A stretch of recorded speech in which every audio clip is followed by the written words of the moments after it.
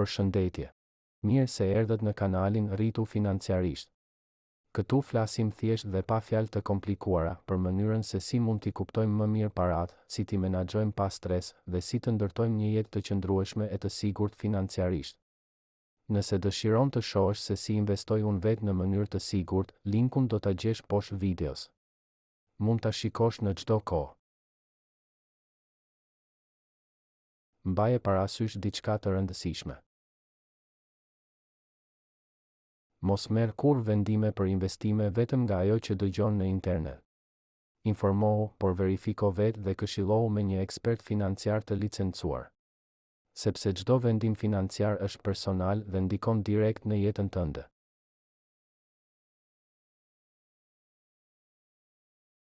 Tani, le të fillojmë me idetë kryesore që do të të ndihmojnë të krijosh një buxhet që funksionon për ty. Fillimisht, çfarë është buxheti dhe pse duhet ta kesh? Shpesh njerëzit mendojnë se buxheti është diçka vetëm për ata që kanë shumë para. Në të vërtetë, buxheti është për çdo që dëshiron të dalë me të ardhurat që ka. Buxheti nuk është kufizim, është liri. Sepse kur e di ku shkojnë parat e tua, ke kontroll. Dhe kur ke kontroll, ke qetësi mendore. Shumë njerëz e mbyllin muajin duke thënë s'më dolën lekët, por nuk din ku kanë shkuar. Buxheti nuk të bën i pasur brenda natës, por të ndihmon të mos humbësh atë që ke.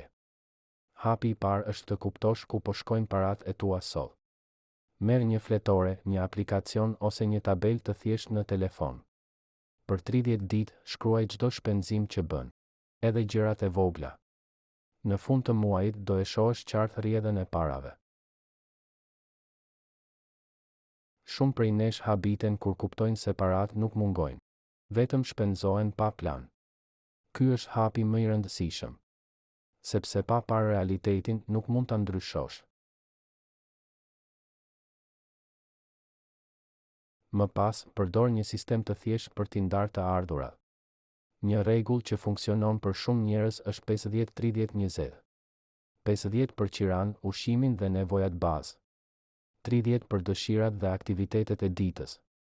20 për kursime dhe investime. Edhe nëse nuk mund të fillosh me 20%, fillo me 5.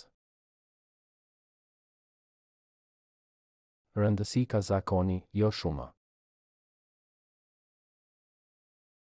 Me kohën mund ta ndryshosh për situatën tënde. Secila familje ka nevojat e veta. Nuk ka formulë perfekte. Pastaj, shmang shpenzimet e padukshme. Ato gjërat e vogla që nuk i vëren, por në fund të muajit të marrin shumë para. Abo që nuk i përdor. Porosi që i bën nga mërzia. Shpenzime të vogla, por të vazhdueshme. Kontrolloj një herë në javë. Shiko faturat, kartën e debitit, aplikacionet.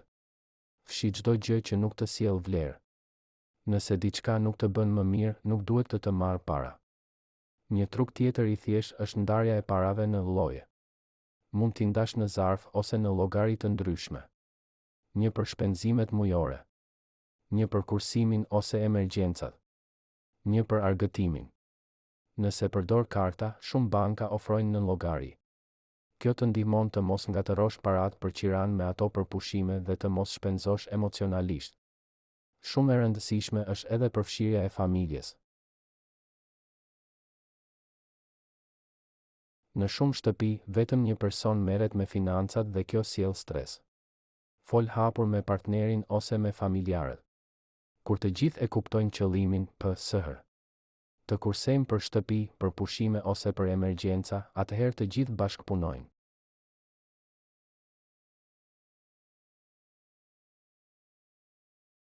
Dhe së fundi, rishiko buxhetin çdo muaj. Buxheti nuk është dokument që e bën një herë. Është një proces që ndryshon me jetën tënde. Disa muaj shpenzon më shumë, disa më pak. Prandaj në fund të çdo muaji shiko çfarë ka ndryshuar, ku e teprove, ku mund të kursesh më shumë dhe çfarë duhet përmirësuar.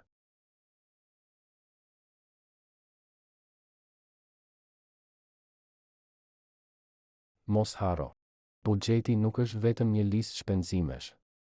Është pasqyra e jetës tënde financiare. Nuk ka rëndësi sa fiton. Rëndësi ka si menaxhon ato që ke.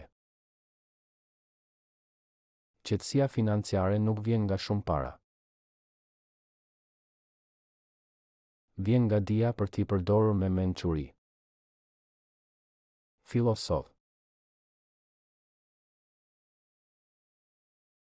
Hap një fletore dhe shkruaj 3 kategori: nevoja, dëshira, kursime. Vendos një shumë të vogël për secilën. Pas një muaji do ndjesh më shumë kontroll, më pak stres dhe më shumë qetësi. Nëse kjo video të ndihmoi, abonohu në kanalin Rritu Financiarisht që të mos humbasësh videot e tjera. Dhe nëse mendon se këto këshilla i duhen dikujt tjetër, shpërndaje videon. Sepse për dikë tjetër, kjo mund të jetë pikërisht ajo shtysë që i duhet për të nisur ndryshimin.